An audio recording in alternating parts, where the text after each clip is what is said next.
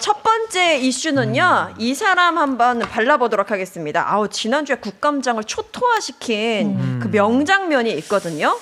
복수하지 안 되겠다. 복수하지 안 되겠다. 기자님도 한번 파볼까? 라고 이야기를 했습니다. 잘한다. 우리 김건희 씨 이야기 해볼 텐데요. 방금 말씀드린 거는 노종면 의원이 그 YTN 매각의 본질은 김건희의 사적 복수심 때문이었다라고 이야기를 하면서 녹취를 공개했습니다. 먼저 녹취 영상이 준비된 게 있는데요. 함께 보고 이어가 보겠습니다. 문재인 대통령과 윤석열의 아내 김건희 비교해서 보여줬죠, 이렇게. 저 때문에 저렇게 사과를 해놓고. 너무 어려운 입장에 대하여 정리를 했습니다. 말꼬리 자꾸 늘어지지 마시고요. 그 대변인실 통해서 그럼 받을까요? 이 기자는 완전히 저한테 그냥 악의적으로만 쓰려고 노력하시는 분이네. 그러니까 시청자들한테 일이에요. 시청자분들한테 나한테 지금 협박하는 거지. 아니 기자의 취재를 협박으로 인식하는 자가 불과 며칠 뒤에 정말 괴롭습니다. 마치 반성하는 듯이 얘기했습니다. 다음 녹취 보시겠습니다. 국민을 향한 남편의 뜻에 제가 올무게 될까? 아따. 주마주마 진짜 연기를 잘하네요. 내가 네. 저기 공무원입니까? 내가 공인입니까? 근데 내가 그렇게까지 방귀 낀 놈이 속내는 정도가 아니야. 너무 억울해요. 똥 싼 놈이 썩내고 있어. 네, 이어서 들어보시겠습니다. 일과 학업을 함께하는 과정에서 제 잘못이 있었습니다. 말투도 잘 보이려 경력을 부풀리고 잘못 적은 것도 있었습니다. 그러지 말았어야 했는데 말했어야 돌이켜보니 부끄러운 너무나도 일이었습니다. 부끄러운 일이었습니다. 아니 그럼 잘못 기자 안 할 것 같아. 기자님은 다 파볼까 하면 나도 한번 그러면은 잘못 기자한 거 없나? 뭐 조금 이력서를 조금 돋보이기 위해서. 이걸 무슨 뭐 저거 말하면서 범죄나 웃어, 무슨 본인은. 뭐 굉장히 부도덕한 그걸로 몰면 안 되죠. 취재하는 기자를 향해서 너도 한번 파볼까? 협박이죠. 최고 권력을 쥘 그런 유력한 지위에 있었던 자의 아내인데 안고 보시면 더 놀라실 겁니다. 들어보시겠습니다. 하이라이트. 다시 한번 사실 말씀을 드립니다. 연락을 와, 드리죠. 그럼 저도 진짜 나도 복수를 하지 안 되겠네. 복수해야지 안 되겠네. 그 앞에 보면 약간 혼자 읊조리는 독백이 느껴졌어요. 좋아. 조화부터 좋아. 좋아부터 뭔가 마음을 다지는 듯한 느낌이 들더라고요. 저거 딱 공개됐을 때 어떠셨나요, 변호사님? 아니 근데 지금 딱 저 노정면 의원이 준비한 저 자료가 너무 그 대조적인 그 편집 너무 잘하신 것 같아요. 잘했어요. 그래서 어떻게 보면은 김건희라는 그 이미지 조작 그게 저는 일단 눈에 좀 들어오고요. 뭐 인생 자체가 조작입니다. 경력 조작, 또 학력 조작, 그리고 이제 노선 조작, 또 주가 조작, 뭐 공천 조작을 계속해 왔는데.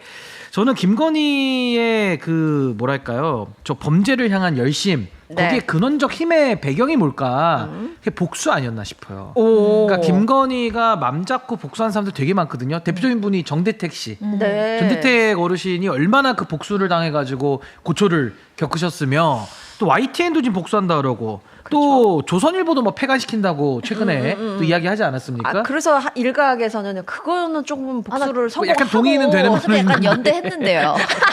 아니 근데 이 복수는 나의 힘 이게 네. 김건희의 어떻게 보면은 저렇게 열심을 다해서 범죄를 저질렀던 그 배경 아닌가 싶어서 참 두 얼굴 그러니까 우리가 참 인간의 이중성의 끝을 볼 수 있었던 그런 장면 아닌가 복수도 싶었습니다. 에너지가 필요하잖아요. 근데 그러니까요. 이걸 진짜 실행에 옮긴 것도 지금 보여지니까 참 대단한 것 같아요. 어떠셨어요? 기자 씨? 이게 진짜 범인이 아니에요. 왜냐면 저런 게 들키면 보통의 사람은 아씨 부끄러워야 되거든요. 예, 예. 왜냐면 이게 진짜 실수가 아니고요. 애초에 없었던 게임산업협회를 만들어서 자신이 재직했다고 쓴 거 아닙니까? 그럼 이건 실수 기재가 아니에요. 근데 세상 아까 적극적이죠. 조작이지. 네. 근데 아까 뭐라고 했냐면 키워드가 악의적이다, 치사하게, 나는 억울하다, 조금 돋보이고 싶었을 뿐 맞아. 부도덕하다고 할 수 있어? 라고 말을 합니다. 세상에 없는 협회에 내가 근무했소 라고 썼으면서 그거를 들켰을 때 저렇게 말할 수 있는 저자 저자해지 멘탈을 이해하려면 우리도 조금 더 나아가야 됩니다. 언제까지 이렇게 선비처럼 얘기할 거예요? 어떻게 할까? 우리도 이제 쌍욕으로 갑시다. 저 C컵입니다. 이렇게 가라는 거 아니에요. 이러면 안 된다는 거죠. 아, 우리도 거치게 가야 저들의 거치게. 멘탈 변호사님 이용 받아주세요. 이런 거 가능합니다. 받아줘야 됩니다. 유튜브예요. 저는 욕을 못 합니다.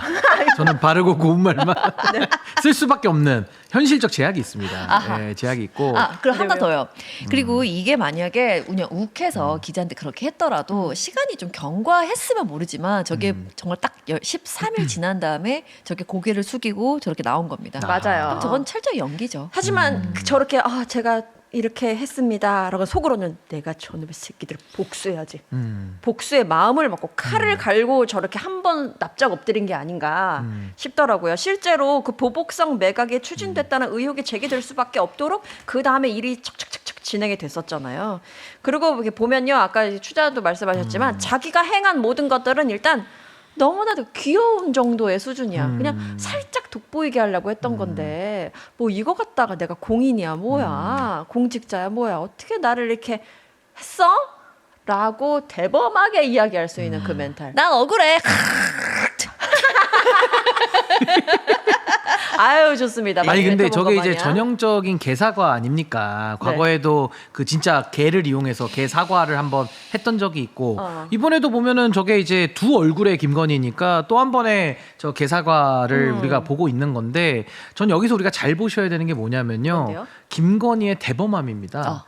그러니까 예를 들어 저 기자가 지금 대선을 앞두고 저렇게 취재한다라는 것은 녹음한다는 건 다 알고 있거든요. 요즘 시대에 기본이죠. 기본으로 알고 있거든요. 근데도 김건희가 뭐 복수해야겠네, 뭐 파볼까 이런 식으로 대놓고 기자를 압박하는 것은 그 기자를 누를 만한 힘이 있다. 내지는 특히나 이 검찰 권력을 장악한 당시 윤석열 입장에서는 그렇죠.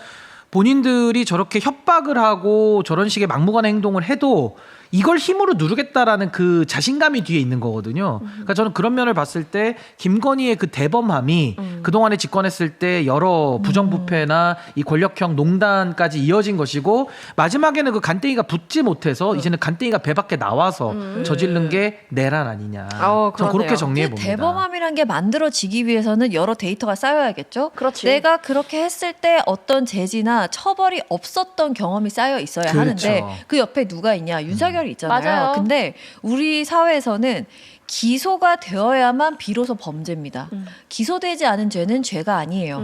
이때까지 내가 저질렀던 수많은 것들이 있더라도 나는 죄를 물음을 당해 본 적이 없으므로 당연히 대답할 수밖에 없는 거죠. 맞아요. 그런 것들이 데이터가 쌓였다라는 말이 정확한 게 그 변호사님께서도 말씀하셨지만 그간 남편이 정치 검사로서 많은 일들을 어떻게 처리하는지 봐왔고 그 안에 옆에 있는 나 또한 그 권력을 누려왔기 때문에 그 데이터들이 쌓이고 쌓여서 기자가 녹취를 함에도 거의 그게 뻔한 상황에서도 나 팔려면 너 거 팔 수 있어. 나 이렇게 나에 대해서 악의적인 기사 써? 아니 사실은 사실적인 기사 쓴 거지. 그것에 대해서 아무렇지 않게 내가 목소리를 낼 수 있는 그런 구조가 이미 형성이 됐다라고 보여집니다. 아니 그리고 보통의 우리가 그냥 보통 사람을 예시로 들어볼게요. 원래 법이라는 거는 보편성, 일반성이 있어야 되니까 저런 식으로 학력이나 경력 위조하면요 그 자체가 업무 방해 내지는 또 사문서 위조 뭐 등등등 해서 결국에는 처벌받습니다. 무겁게 처벌받습니다. 아니 인간의 욕망은 다 우리가 똑같죠. 그렇지만 그 욕망을 제어하고 범죄로 넘어가지 않는 것은 처벌이라고 하는 그 위하적 효과 때문에 우리가 자제하는 거거든요. 누구는 주가 조작해가지고 돈 보고 싶은 마음 있는 사람이 있을 수 있어요. 근데 그걸 못하는 이유는 했다가는 패가망신하니까 그렇지. 못하는 건데 김건희는 그동안에 살아온 인생 자체가 조작 인생, 주가 조작, 경력 조작, 학력 조작, 노선 조작의 인생이다 보니까 저렇게 살아온 거예요. 그러니까 저 부분 자체가 어떻게 보면 국민들과는 구별되는 하나의 성역화가 이루어져서 살아왔던 맞아요. 그 배경 그 자체가 좀 문제가 아닌가 싶습니다. 그런 자가 권력을 얻고 그 옆에서 모든 권력들은 다 쥐어 쟁취를 하면서 그 많은 것들을 그냥 막 자신의 능력 없는 힘 있는 힘 다 흩뿌리고 다녔던 사람이기 때문에 그것의 정점에 어떻게 보면 캄보디아 건도 있지 않나 그렇게 의심이 되고 있잖아요. 납치 감금 범죄에 대해서 또 그 사람들을 데리고 오는 문제에 대해서도 굉장히 많은 문제가 불거지고 있는데 뭐 그거는 조금 이따가 얘기를 하고 ODA 예산 같은 경우에 2023년부터 올해까지 2,500억 원이나 늘었는데 그런데 이 기간에 바로 요 기간에 납치 감금 신고도 300여 건이나 늘었다라는 겁니다. 그렇다면 이것과 어떤 연관성이 있지 않겠냐. 적어도 이들이 범죄가 활기를 칠 수 있는 토대를 마련한 게 또 정부 그 당시 정부의 어떤 책임이 있지 않냐라고도 지금 불거지고 있거든요. 그러니까 이제 어떻게 보세요? 지금 ODA 관련돼서 캄보디아에 지원되기로 했던 이제 여러 가지 그 통일교 관련된 이슈는 이제 수사를 받아야 될 상황이라서 네. 저 지원 금액에 대해서는 지금 재검토를 반드시 해야 된다는 생각이 제발요. 우선 드는 거고요. 네. 동시에 이 캄보디아의 치안이 저렇게 위험하고 또 대한민국 국민들이 저런 식으로 뭐 실종이나 납치에 대한 피해 네. 그런 신고들이 누적되어 왔음에도 불구하고 사실상 외교적인 안전 조치를 전혀 하지 않았던 그 그렇죠. 부작위에 대해서 결국 책임을 물을 수밖에 없는 것이고 지금 그 윤석열 정권 때 쌓이고 쌓였던 그 모든 문제들이 지금에 와서 한 번에 터지고 있는 거 아닌가 맞아요. 그런 생각이 듭니다. 그 말씀하신 것처럼 국제사회에서도 캄보디아 내에서의 어떤 치안 문제 그리고 범죄 문제에 대해서 계속해서 경고를 날렸었잖아요. 그거를 무시하는 게 바로 전 정부기 그렇죠. 때문에 책임을 벗어날 수 없습니다. 아니, 근데 이게 너무 많은 사건들이 막 쏟아지다 보니까 또 요즘에 뉴스를 조금 등한시하고 싶다라고 말씀 주시는 분들이 많으셔가지고 이제 저희 키워 3명 얘기하는 거고요. 많으셔가지고요. 아닙니다. 저희는 책임을 갖고 임하고 있습니다. 이거 보시는 분들도 그냥 아 그게 그거구나 이거 연결해 보면은 그러니까 ODA 예산이 얼마나 꽁꽁꽁꽁 뛰었나 2021년이 1,000억 원 정도 되고요. 2025년 되면은 거의 4,353억 원 빵빵빵 뛰죠, 그죠? 그래서 ODA 중접 협력국 중에 증가폭이 1위입니다. 그러니까 겁나 증가하는 거예요. 갑자기 돈을 막 퍼준다고 그냥 기억만 하시면 됩니다. 거기에다가 그러면은. 윤석열 정부 3년간 ODA 예산 총액이 8천억이 넘더라고요. 그러니까 이게 어마어마한 돈을 갖다 준다. 여기 하나 됐죠. 그리고 또 통일교 얘기도 나왔잖아요. 요즘에 통일교 얘기가 또 쓱 들어가게 돼서 많은 분들이 또 약간 잊으셨을 수 있는데 그때 2022년 윤영호가 권성동 의원의 안내로 어떻게 합니까? 캄보디아에서 ODA 방식 지원 청탁했죠. 그렇게 또 이어집니다. 그러니까요. 맞습니다. 이어지고요. 그리고 나서는 그때 어떻게 되냐? 그 납치나 감금 신고가 또 급증하고. 그러니까 우리가 수사하는 사람들이 아니기 때문에 반드시 연결돼 있다고 말할 수는 없지만 이 맥락이 뭔가 이상하다라는 생각이 그렇죠. 드는 거예요. 그래서 우리나라에서 정부는 어떻게 그 300건 가까이 신고가 들어올 때 했을까를 또 살펴봤더니 전혀 우리는 대처를 하지 않더라. 굉장히 뒤늦게 대응을 하고 게다가 캄보디아 경찰 주재원 증언 요청 이런 거 싹 다 거부되는 지금 뭔가가 다 이상하잖아요. 캄보디아를 중심으로. 네. 그래서 저희가 이런 얘기를 함께 엮어서 드리는 겁니다. 아니, 적어도 범죄자들한테 그 캄보디아에서 무언가를 한탕을 해먹으려는 사기꾼들 범죄자들 사이에서는 이런 정부의 어떤 노력 그리고 뭐 ODA 예산 이런 것들이 하나의 정보로 활용됐을 가능성 이거를 엮어가지고 사람들을 낚을 때 아 요즘 흐름 내가 좀 알려줄게 이건 추측입니다 알려줄게 지금 잘 모르는 것 같은데 우리나라랑 캄보디아 관계가 굉장히 좋다고 지금 무슨 예산을 도와주는 게 있는데 이런 것들을 캄보디아 전적으로 하려고 있어. 이제 캄보디아의 시장이 달라지고 있다고 하면서 충분히 현혹하는 데에 활용될 수 활용될 수 있는 있죠. 저변을 만들어놨다는 나의 추측인데 이거 괜찮은 추측 아닙니까? 굉장히 좀 타당한 말씀이고 또 하나는 이제 경찰 인력에 대해서도 윤석열 정권 때 이 외사국 그러니까 외사국이라고 하면 이제 국제공조 업무를 하는 쪽인데 이쪽 업무를 굉장히 축소를 시켰습니다. 네, 그러니까 결국에는 이제 인력 문제 이런 것들을 잘 그 보완을 하지 않고 그냥 국제공조 쪽은 아유 뭐 이쪽은 소홀히 해도 티도 안 나니까라고 하면서 그 인력들을 빼서 본인들의 이제 소위 말하는 이 검찰권 남용, 수사권 남용에 갖다가 몰빵을 한 거거든요. 그러니까 결국에는 이 정적 제거에만 골몰했던 이 윤석열 정권이 실질적으로 우리 국민들, 자국민들의 보호를 소홀히 했다라는 비판은 피하기 어렵고 우리 앵커님 말씀대로 결국에는 특정한, 그러니까 결국에는 그 국가에 대해서 국가가 나름의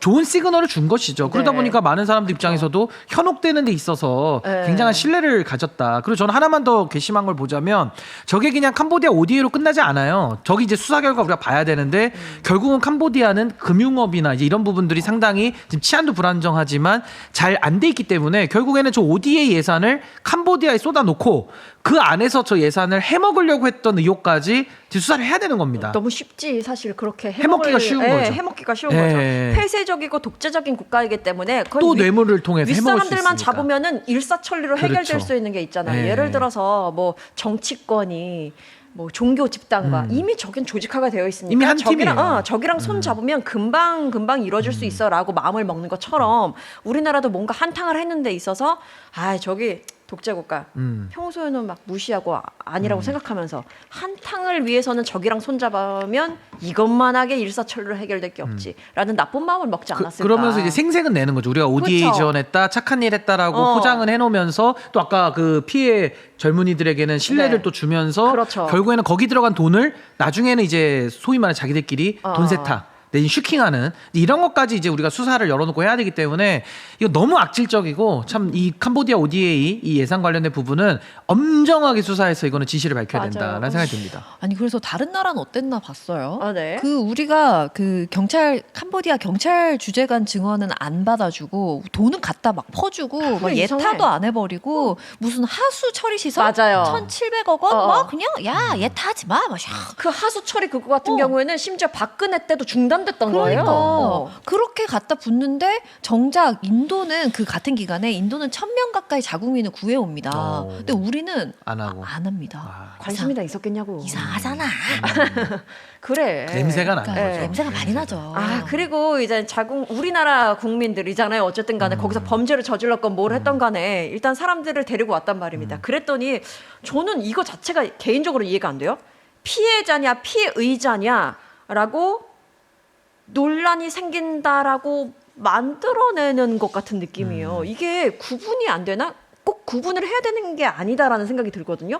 피의자든 피해자든 간에 일단 사람을 데려와서 해결해야 되는 게 그쵸. 우선인 것 같은데 이걸 계속 논란이 있는 것처럼 언론들이 만들어내는 것 같기도 해요. 그러니까 그 이제 뭐 언론도 언론이지만은 일부 국민의힘 의원들이나 아이고야. 또 지금 이 야당이라고 생색만 내는 뭐 개혁신당 쪽 이제 이쪽에서 피해자는 왜 안 구했냐 뭐 이런 식으로 자꾸 또 프레임을 만들어 가려고 노력을 하는데 여기서 중요한 거는 자국민에는 피해자와 피의자 다 들어가는 거기 때문에 맞아요. 아직 지금 대한민국 국민들이 캄보디아 안에 있다.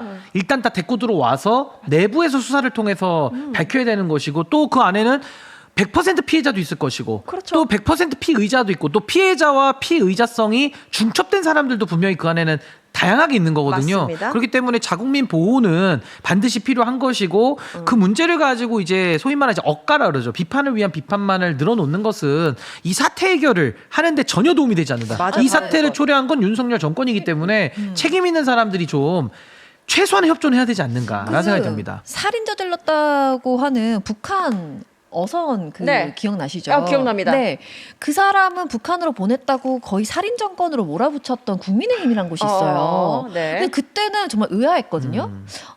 그렇게까지 사람에 대한 사랑, 인권이 투철한 세력이구나. 그래서 약간 표를 줄 뻔했어요. 얘 뻥치지 착시가 마라. 있었구나. 착시가. 네. 내 표가 글로 갈 뻔했단 말이야. 네. 근데 이런 말 하더라고요. 피해자 구하래지 누가 범죄자 구해오랬나? 역시 김재섭이죠? 범죄자를 김재섭. 선생님 제 빌더 예, 예. 망치지 마시고요. 아, 그랬어. 미안해. 근데 범죄자 모셔오는 건 전과자 범죄자 대통령의 범죄자 우대 정책인가라는 귀한 말씀 전하는 김재섭이라고 아세요? 체육부 장관. 그 양반이 헬스 그런 얘기를 장관이었던. 하더라고요. 부동산 계엄 얘기했던 그분이죠. 예. 아, 부동산 계엄 이야기를 박상수 대변인도 하더라고요. 아니 계엄을 되게 좋아해 그쪽 사람들. 그러게. 카톡 계엄이란 말도 쓰고요. 그러니까 이게 다 정신머리가 있는 세력이냐 표 안 준다 이러면 이런 말씀 드리는 거죠. 예. 답답하네요, 진짜. 아이, 뭐 이런 이야기 국힘에서도 나왔습니다. 그리고 언론에서도 그걸 또 그대로 받아 적다 따옴표를 보니까 받아 쓰죠. 마치 하나의 구도가 형성된 것처럼 그렇게 이야기를 하고 있는데 뭐 보시는 분들은 그렇게 생각할 분들이 없겠죠. 네, 그럼 요거 첫 번째 김건희 이야기하다가 캄보디아로 한번 넘어왔습니다. 네.